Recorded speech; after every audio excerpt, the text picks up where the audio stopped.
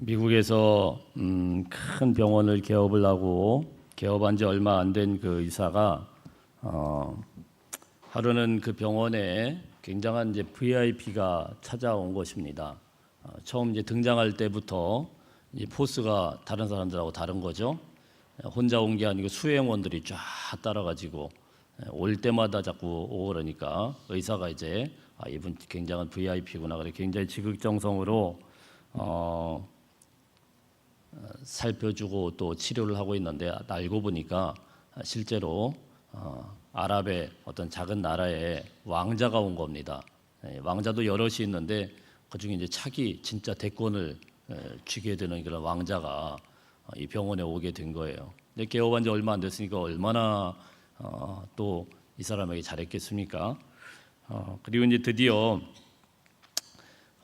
지극정성으로 이 의사가 열심히 보살펴서 병원 이제 완전히 완치가 되고 깨끗하게 낫게 되었는데요. 드디어 이제 진료비를 청구할 때가 되었습니다. 근데 이 의사가 순간 이제 갈등이 생기는 거죠. 이 왕자한테 도대체 얼마를 받아야 될까?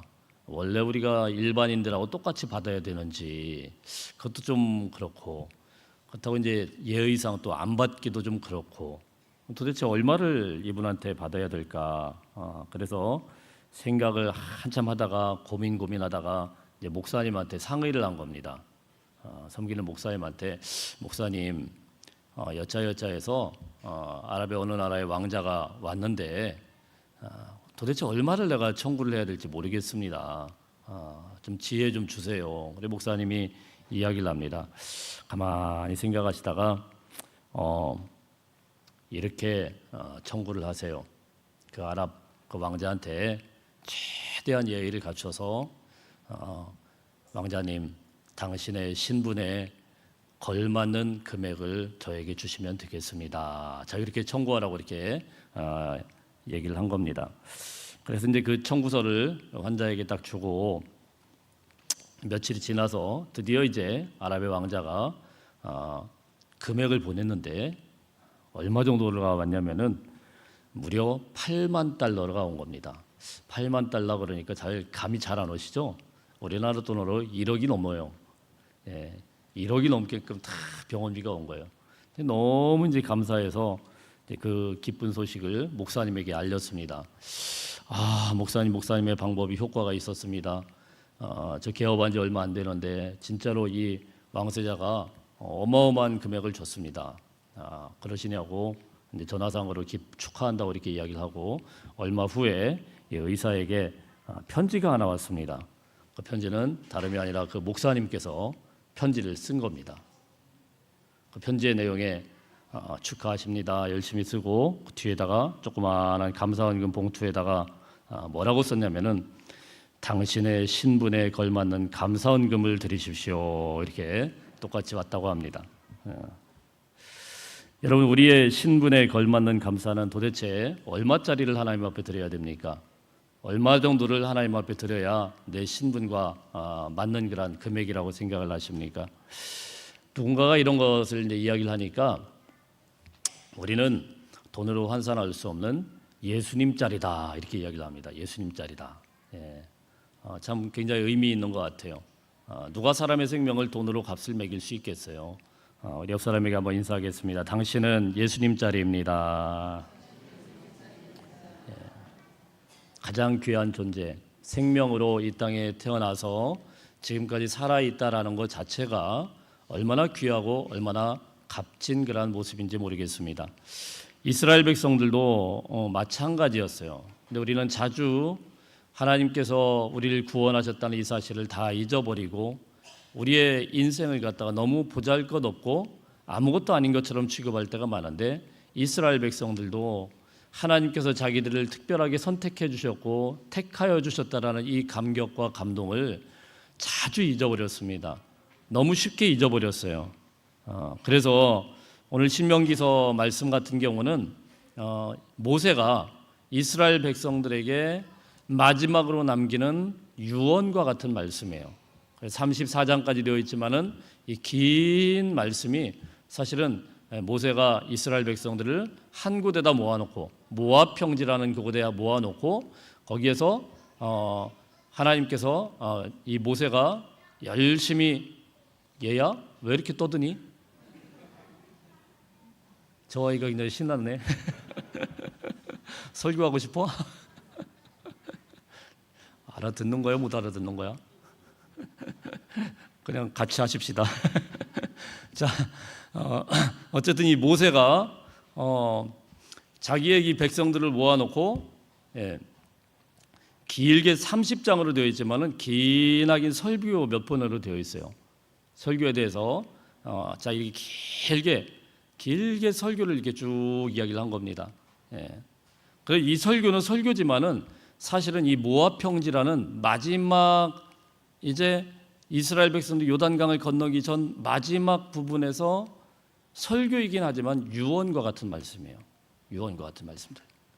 이스라엘 백성들이 그 광야의 험난한 그런 시간을 다 가지고 이제 드디어 약속한 가나안 땅으로 들어가기 위해서 마지막으로 그 평지에 모여 있을 때 이 모세가 말씀을 선포하면서 얘들아 이제 너희가 기억해야 된다. 기억해야 된다. 이렇게 이제 계속 당부하는 말씀이 오늘 반복이 되고 있는 것입니다. 그럼 모세는 이때 무엇을 그렇게 당부를 했을까요? 이제 모세도 곧 하나님의 부르심을 입고 이제 하나님의 부르심의 입에 따라서 그들과 이제 이별해야 되는 그런 입장에서 어떻게 보면 유언과 같은 당부. 오늘 1절, 2절 말씀 먼저 같이 한번 읽어보겠습니다.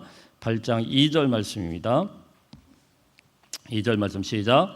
내 하나님 여호와께서 이 40년 동안에 내게 광야길을 걷게 하신 것을 기억하라. 이는 너를 낮추시며 너를 시험하사 내 마음이 어떠한지 그 명령을 지키는지 지키지 않는지 알려 하심이라. 아멘. 이 모세가 신명기의 이 설교를 쭉 할 때, 요 설교를 할 때는 타이밍상으로 출애굽을 하여서 홍해바다를 건너고 난 다음에 약 한 40년이 지난 그런 시점이에요. 그때는 어떠했을까요? 이 40년 동안에 엄청난 일들을 많이 겪었어요.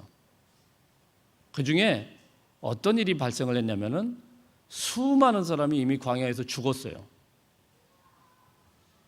하나님의 말씀에 불순종을 해서 그들이 하나님의 심판의 메시지와 함께 이 광야길을 헤매다가 다 죽습니다. 그거는 바로 여기 남아있는 그 사람들의 아버지 어머니였어요.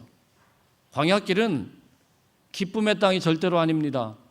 곳곳에서 통곡의 소리가 계속 끊이지 않았어요. 40년 동안에 오늘은 이쪽 아버지가 죽고 내일은 또 저쪽의 아버지가 죽고 어제까지 같이 이야기를 하다가 삼촌도 죽고 고모도 죽고 다 죽어나가는 땅이 이 광야길이었어요. 다 죽었습니다. 곳곳에서 곡을 하고 곳곳에서 통곡을 한 그런 소리 가운데 이스라엘 백성들이 이제 광야에 이제 출애굽 2세대들, 이 사람들은 홍해바다를 건너온 1세대와 죽었던 그 아버지와는 전혀 다른 사람들이에요. 이 사람들에게, 이 후손들에게 모세도 곧 하나님의 부르심을 입어서 이제 그의 인생을 달리해야 되는 그 순간에 가장 값진 메시지를 준 거예요. 그건 무엇입니까? 기억하라는 거예요. 기억하라. 무엇을 기억합니까?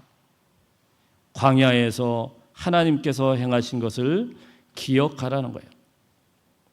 여러분, 우리의 인생길에서 이 광야와 같은 인생길에서 오늘 이 말씀 가운데서 기억해야 되는 것이 과연 무엇인가? 첫 번째는 광야길에 그 고통과 어려움과 슬픔의 그 광야길에 하나님이 함께하고 계셨다라는 사실입니다. 하나님이 함께하고 계셨다. 하나님은 다른 곳에 계신 것이 아니고 고통과 슬픔과 절망의 그 광야길에서 똑같이 하나님께서 그들과 함께하시고 동행하신 그 하나님을 기억하라는 것이에요. 여러분, 이스라엘 백성들은 광야길에서 참으로 슬퍼하고 힘든 애통의 그런 순간도 있었지만 이스라엘 백성들은 그곳에서 그 슬퍼하는 현장에서 참 하나님을 만날 수 있었다는 사실입니다. 만일에 광야의 생활이 아니었다고 하면 이스라엘 백성들은 결단코 하나님이 어떤 분인지를 발견할 수 없었습니다. 하나님을 체험할 수 없었습니다. 하나님께서 행하시는 일이 무엇인지를 알 수도 없는 그런 사람들이었어요. 그동안에 이스라엘 백성들은요, 하나님에 대해서 이해할 때 이렇게 이해했어요. 뭐라고 이해를 했냐면 하나님은 그래 애굽의 다른 신들보다 그래 조금 더 나은 신 아니냐, 그죠? 그 정도로 이해를 했어요. 우리가 참 하나님을 만나기 전에는요, 우리도 다 똑같아요. 예, 불교에서 말하는 석가나 또 마호메시나, 그죠? 뭐 그냥 예수님도 뭐 그냥 여기서 그냥 좀 성인 아니냐, 뭐 좋은 거 아니냐, 그래 교회 예배 드리고 교회 다니면 좀 좋은 거 아니냐, 뭐 이런 정도로 알아요. 비교적 좀 교회 다니는 사람들이 정직하더라. 그래 교회 다니는 사람들이 정직하니까 좋은 거니까 나도 한번 믿어주는 게 좋지 않겠냐, 뭐 이런 정도로 알아요. 이스라엘 백성들도 똑같았습니다. 하나님에 대해서 참 하나님을 만나기 전에는 그들에게 하나님은 그냥 그들에게 조금 더 애굽의 신보다 좀 센 하나님, 자기들에게 좋은 것을 주시는 그런 하나님, 그런 정도로 알았어요. 그러나 여러분, 이들이 아무것도 없는 이 광야에서 드디어 그들은 참 하나님의 임재를 경험하게 됩니다. 4절 말씀, 8장 4절 말씀 한번 같이 읽어보겠습니다. 4절 시작. 이 40년 동안에 내 의복이 헤어지지 아니하였고 내 발이 부르트지 아니하였느니라.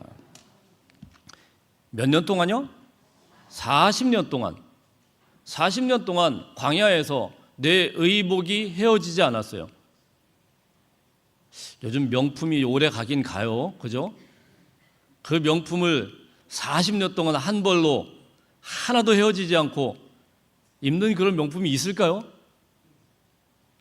나이키가 굉장히 좀 신발이 좋긴 해요, 그죠? 예. 그 신발이 40년 동안 열심히 광야길을 헤맸는데 전혀 신발이 헤어지지 않고 그게 멀쩡해요. 아마 해외 토픽감일 겁니다. 예. 그런데 신기한 거는 광야 생활 가운데 이 사람들이 무슨 옷을 다시 만들 수가 있겠어요. 예. 그냥 겉거죽 같은 그런 담요 같은 거 하나 뒤집어 다시 만들 수가 있겠어요. 예. 그냥 겉거죽 같은 그런 담요 같은 거 하나 뒤집어 쓰고 있었는데 그 이글거리는 태양 가운데서도, 그 뜨거운 광야 가운데서도 40년 동안 그 옷이 헤어지지 않도록 해요. 그때는 몰라요. 가만히 돌이켜보니까 이거 40년 입었네? 이렇게 된 거예요. 가만히 돌이켜보니까 이거 신발 40년인데? 1, 2년이 아닌데? 이게 왜 멀쩡하지? 자, 이렇게 된 거예요. 신명기 31장 10절 말씀에서는 또 이렇게 고백을 하는데요. 하나님께서 그를 황무지에서 짐승이 부르짖는 광야에서 만나시고 호위하시고 보호하시며 자기의 눈동자같이 지키셨도다. 하나님께서 이스라엘 백성들을 지키셨는데요, 눈동자처럼 지키셨대요. 호위하시고 보호하시고, 그들과 짐승이 부르짖는 광야에서 만나주시고. 할렐루야. 여러분이 사는 그런 인생이 참으로 짐승이 부르짖는 것 같은 그런 황량한 광야와 같다고 할 때, 그곳에서 하나님께서 우리를 버려두신 것이 아니고 만나주셨대요. 그리고 보호하셨대요. 둘러서 우리를 철저하게 보호하시면서 눈동자처럼 지키셨대요. 눈동자처럼. 사람에게 있어서 가장 신체에서 약한 부분이 눈동자 아니겠습니까? 웬만한 거 먼지 알갱이 하나 가지고 그런 거 가지고 끄떡도 안 하는, 눈동자는 먼지 알갱이 하나만 들어가면 난리가 나잖아요. 그죠? 근데 그걸 철저하게 하나님이 그렇게 보호하시지 않으면 광야에서 살 수가 없어요. 얼마나 기가 막힌 하나님의 인도하심과 보호입니까? 하나님께서 이 황량한 광야에서 그의 백성들을 이렇게 보호하셨다라고 고백을 합니다. 사랑하는 여러분, 여러분의 인생의 광야길을 걷고 계십니까? 바로 그 광야길에서 하나님은 다른 곳에 계신 것이 아니라 그 한복판에서 여러분을 보호하고 계심을 믿으시길 바랍니다. 하나님 우리를 찢기지 않도록 보호하셔요. 하나님은 우리가 부르트지 않도록, 상처받지 않도록 보호하셔요. 하나님 우리를 눈동자처럼 철두철미하게 보호하고 계신다는 사실을 믿으시길 바랍니다. 우리가 우리 인생을 가만히 돌이켜보면요, 그때는 몰라요. 한 10년쯤 지나가고 20년쯤 지나면 그래 이 어려울 때 하나님이 이렇게 지키셨구나. 이걸 그때 알아요. 여러분의 삶의 자리자리마다 흔적마다 하나님의 흔적과 하나님의 보호하심과 섭리가 있는 것을 믿으시길 바라요. 두 번째로 이 광야길에서 무엇을 우리는 기억해야 됩니까? 하나님은 우리를 구원하시는 분이시라는 거예요. 구원하시는 분. 14절 말씀 함께 읽어봅니다. 시작. 내 마음이 교만하여 내 하나님 여호와를 잊어버릴까 염려하노라. 여호와는 너를 애굽 땅 종되었던 집에서 이끌어내시고. 아멘. 하나님은요 그들을 애굽 땅 종되었던 집에서 이끌어내셨어요. 그리고 약속하신 축복의 땅 가나안으로 향하도록 하나님께서 이끌어 가시는데 그 과정 중간에 광야가 있어요. 그래서 15절 16절 한번 보겠습니다. 15절 16절 시작. 너를 인도하여 그 광대하고 위험한 광야 곧 불뱀과 전갈이 있고 물이 없는 간조한 땅을 지나게 하셨으며 또 너를 위하여 단단한 반석에서 물을 내셨으며 또 내 조상들도 알지 못하던 만나를 광야에서 내게 먹이셨나니 이는 다 너를 낮추시며 너를 시험하사 마침내 내게 복을 주려 하심이었느니라. 아멘. 사랑하는 성도들, 하나님께서는요 애굽 땅 종되었던 곳에서 구원하여 내신 것도 하나님이시지만 그 구원하여 내신 백성들을 다시 광야길로 밀어 넣으신 것도 하나님이세요. 우리가 이걸 잘 믿음으로 볼 줄 알아야 되고 기억해야 돼요. 여러분의 인생에 은혜를 주시고 구원해 주시고 복을 주시는 것도 하나님이시지만 때로는 우리의 인생을 정말 정신 못 차리는 소용들이 가운데서 바짝바짝 마르고 힘이 들고 시름 가운데 고통 가운데 허덕이는 광야길로 밀어넣으시는 하나님도 있다는 사실이에요. 이게 우리에게 꼭 벌을 주시려고 하신 게 아니에요. 결국은 뭡니까? 16절 맨 마지막에 보면은 마침내 내게 복을 주려 하심이로다. 아멘. 마침내 내게 복을 주시기 위해서는 하나님께서는 끄집어내서 구원만 하시는 게 아니고 반드시 그 필수 코스 중에 광야길을 걷게 하셨단 말입니다. 거기를 걸어가게 하셨어요. 왜 하나님은 거기를 걷게 하실까요? 왜 하나님은 우리를 물이 없는 간조한 땅, 불뱀과 전갈이 있는 그 땅을 걷게 하셨을까요? 왜 그 고통 가운데 우리를 밀어넣으셨을까요? 그 땅을 통하여서 하나님이 없이는 살 수 없다라는 것, 우리 인생에서 하나님 없이는 이 광야길에서 아무것도 아니라는 그것을, 그게 아니면은 경험을 할 수가 없어요.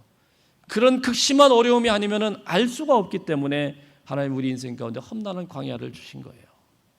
물이 없는 간조한 땅. 하나님의 은혜가 아니면 그곳에서는 물을 구할 수가 없어요. 하나님의 은혜가 아니면 그곳에서 살아남을 방법이 없어요. 그래서 사실은 이 광야길은 하나님의 은혜를 체험하는 특수한 하나님의 섭리이고 인도하심이었다는 사실입니다. 이것을 통해서 어떻게 합니까? 다 너를 낮추시며 너를 시험하사 마침내 내게 복을 주려 하심이로다. 할렐루야. 하나님의 복은요 그냥 임하는 게 아니고 이 광야와 같은 시험을 마침내 통과할 때 우리에게 주시는 거예요. 만일 이스라엘 백성들에게 이런 광야가 없고 순적하게 그냥 평탄하게 갔다 이렇게 여기면은요 이스라엘 백성들은 아마 틀림없이 그렇게 생각해요. 하나님이 왜? 하나님이 언제 우리를 도와줬지? 이럴 거예요. 우리 아이들에게 제일 배신감 느낄 때가 언제예요? 아니 죽어라고 애들 뒷바라지를 내줬더니 엄마가 해준 게 뭔데? 이래요. 아 참나 기가 막혀서 정말 어릴 때부터 진자리 마른자리 뭐 요즘에는 그렇진 않지만 얼마나 열심히 아이들을 뒷바라를 냈으면, 근데 애가 다 크고 나더니 한다는 소리가 그러고 있어요. 근데요 정말 고생 가운데 자라난 아이들은 좀 다르더라고요. 정말 고생하면서 엄마와 함께 자라났던 아이들은요 부모님에게 감사할 줄 알아요. 그 어려운 환경에서 엄마가 어떻게 우리를 돌보셨는지, 그 어려운 그런 환경과 어려운 그런 순간 가운데서 엄마가 어떻게 비굴하게 그걸 견디면서 우리를 보호했는지, 그걸 경험하니까 엄마에 대해서 생각이 다르더라고요. 그게 어떻게 보면 요즘 세대와 우리 세대가 좀 다른 것 같아요. 저희 또 어머님 아버님 세대가 또 다른 것 같고. 광야길은요, 광야길이 아니면은 이스라엘 백성들이 이게 하나님의 은혜인지를 몰라요. 여러분, 이스라엘 백성들이 광야에서 하나님 없이 한순간이라도 살 수가 있었습니까? 그래서 그들은요, 광야에서 정말 별거 아닌 것에 하나님 앞에 감사했어요. 얼마 안 되는 만나, 그냥 풀떼기와 같은 그 만나를 먹으면서도 하나님 앞에 감사의 제사를 드렸고, 그 반석에서 물이 콸콸콸콸 솟아났을 때 막 축제를 벌이면서 하나님 감사합니다. 이게 광야 생활이었어요. 3절 말씀 한번 읽어보겠습니다. 3절 말씀 시작. 너를 낮추시며 너를 줄이게 하시며 또 너로 알지 못하며 내 조상들도 알지 못하던 만나를 내게 먹이신 것은 사람이 떡으로만 사는 것이 아니요 여호와의 입에서 나오는 모든 말씀으로 사는 줄을 내가 알게 하려 하심이니라. 아멘. 예. 매일매일 위협이 도사리는 그곳에서 하나님의 말씀이라는 것은 그들의 삶과 죽음을 결정하는 것이었어요. 하늘에 계신 주님께서 말씀하셔야 움직일 수가 있었고, 주께서 말씀하시고 서라고 해야 설 수 있는 땅이 광야였습니다. 하늘에 계신 주님께서 덮어주시는 구름이 없이는 단 한 발자국도 나갈 수 없는 곳이 광야였어요. 하늘에 계신 주님께서 인도하시는 불기둥이 없으면 밤에 그 위험한 것으로부터 도무지 자기들이 보호받지 못하는 땅이 바로 광야였습니다. 광야길은 순간순간마다 하나님의 임재하심과 그 흔적들이 남아 있었어요. 그 온갖 죽음의 위협 가운데서 건져내신 하나님의 인도하심이 광야길 곳곳에서 있게 되었다는 사실입니다. 사랑하는 성도들, 우리도 마찬가지예요. 우리 인생이 광야와 같다고 할 때, 그런 척박하고 어려운 그런 땅을 살아가고 있을 때에 고생스럽기는 하지만 그곳에서 우리를 구원해 주시고 우리를 인도하시고 우리를 지키시는 하나님을 만나게 된다는 사실입니다. 그렇기 때문에 우리는 하나님밖에 바라볼 수가 없어서, 광야길에서는 그렇기 때문에 하나님밖에 없기 때문에 하나님의 이름을 정말 간절하게 불러요. 그 광야길에서 하나님은 오늘도 그의 말씀을 들려주고 계시는 것입니다. 사랑하는 성도 여러분, 인생의 광야길을 경험하고 계십니까? 하나님의 말씀, 그 광야 가운데서 풍성하게 베풀어 주신 하나님의 말씀에 귀 기울이시고 우리 인생을 인도하시고 이끄시는 하나님의 임재를 깊이 경험할 수 있는 저와 여러분이 되시기를 주의 이름으로 축복합니다. 두 번째, 우리가 한 가지 또 기억해야 되는 것은, 만일에 우리가 형통하게 될 때, 잘 먹고 잘 살 때, 그때 하나님의 은혜를 잊지 말아야 된다는 거예요. 하나님이 왜 광야로 인도하셨는가? 광야에 대한 이 경험이 이스라엘 백성들에게는 민족적인 경험이, 그들의 인생의 굴곡진근한 순간순간에 어려울 때마다 하나님이 베풀으셨던 그 은혜의 경험이, 그들이 잘 먹고 잘 살 때도 언제나 우리는 광야길에서 인도하신 광야의 백성이야. 나그네 되었던 이스라엘 백성들을 하나님께서 불러서 선택하셨다는 그 부르심과 은혜가 거기에 있었어. 이런 고백을 하게 된다는 거예요. 여러분, 우리가 형통할 때, 우리가 잘 될 때는요, 다 자기가 했다고 생각해요. 뭔가 술술술 잘 풀리면은요, 절대 하나님의 은혜 얘기하지 않습니다. 돈 있으면 어떻게 합니까? 큰 소리 뻥뻥 쳐요. 건강하면은 큰 소리 막 칩니다. 제가 지난주에 큰 소리를 막 치다가 호되게 한번 당했습니다. 지금도 목소리가 좀 별로 좋지 않아요. 예. 찬양팀을 나왔는데 한 분이 껄럭껄럭 기침을 하시길래, 이 젊은 분이 왜 기침을 하시냐고 그랬더니 바로 다음 날부터 제가 정신없이 아팠어요. 큰 소리 치면 안 되는구나. 능력 좀 있다가 다른 사람들 무시해요. 사람들은 조금만 자랑거리가 있으면은 하나님의 은혜라고 이야기하는 것이 아니고 자기가 잘해서 얻은 것이라고 큰 소리 칩니다. 그런데 여러분, 이 광야에서는 어떤가요? 그런 거 아무 필요 없어요.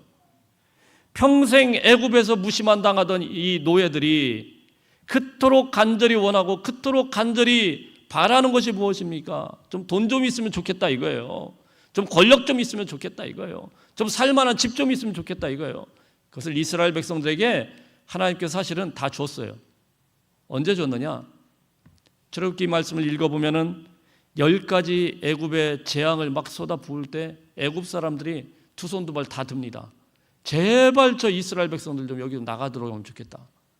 나머진 마지막에는 장자까지, 자기들의 첫 번째 아들까지 다 죽어버리니까, 애굽의 왕자부터 모든 사람이 다 죽으니까 이제는 두 손 두 발 다 들은 거예요. 제발 저전을 좀 나가라. 그때 뭘 하게 하냐면 하나님께서 야, 너 애굽 사람들 집에 가가지고 너희들 다 가지고 와.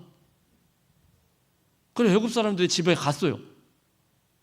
이제 뭐 돈이고 뭐고 아무 상관도 없죠. 그래서 가서 출애굽기 12장 35절 36절 말씀에 보면은 금을 달라고 하면 금을 주고 은을 달라고 하면 은을 주고 이랬어요. 애굽 사람들이 다 가지고 왔어요.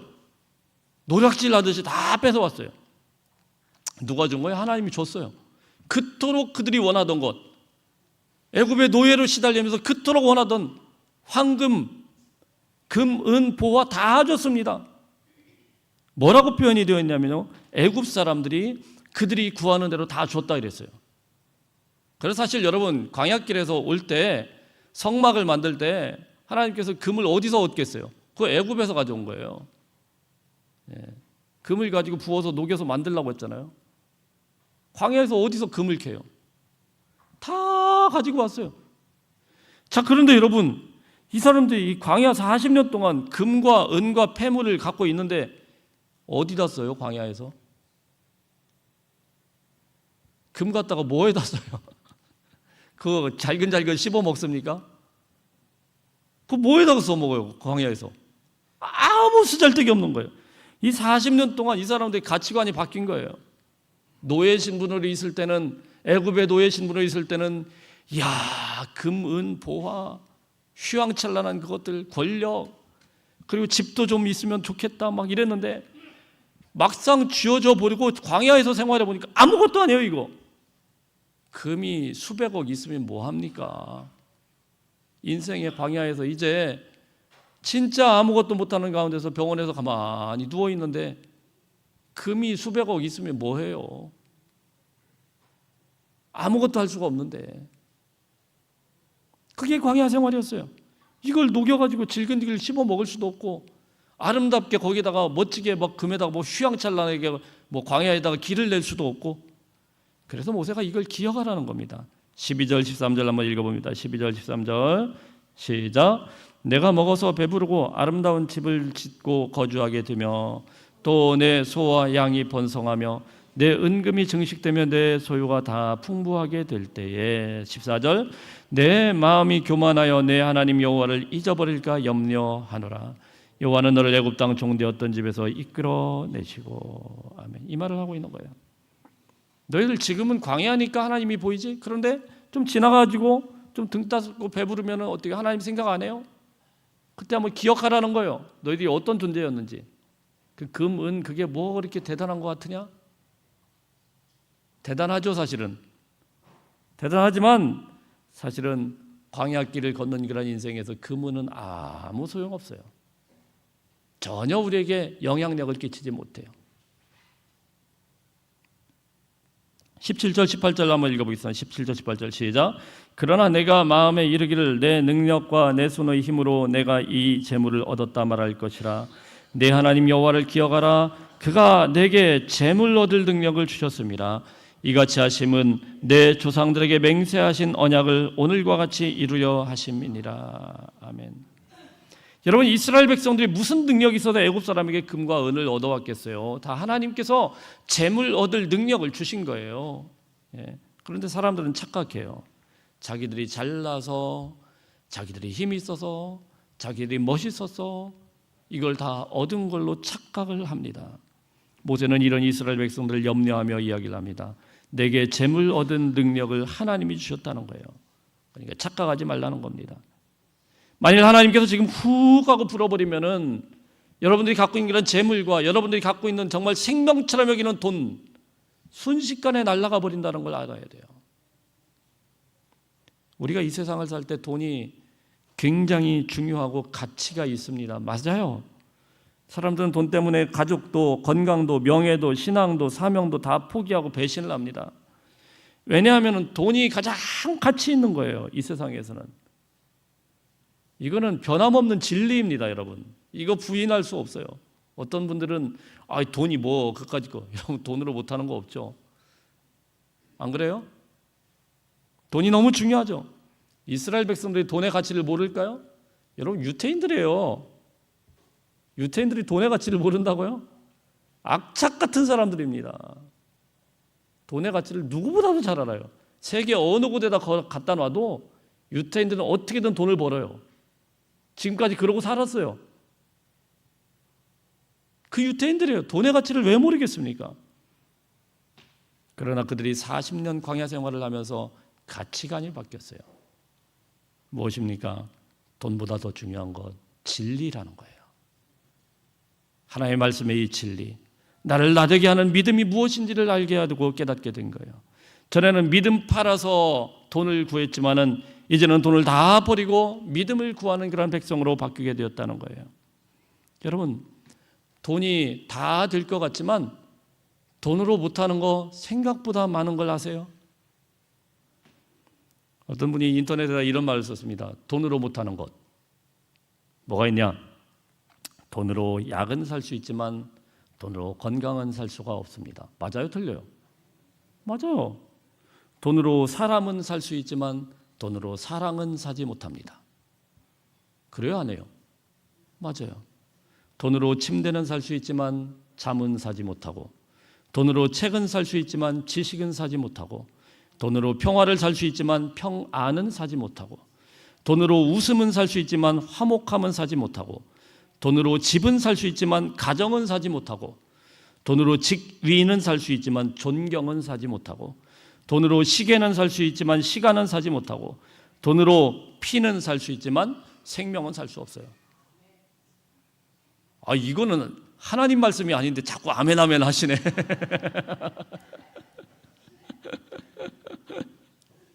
이게 진리잖아요. 맞아요. 돈으로 못하는 게 생각보다 많더라고요. 가만 보니까.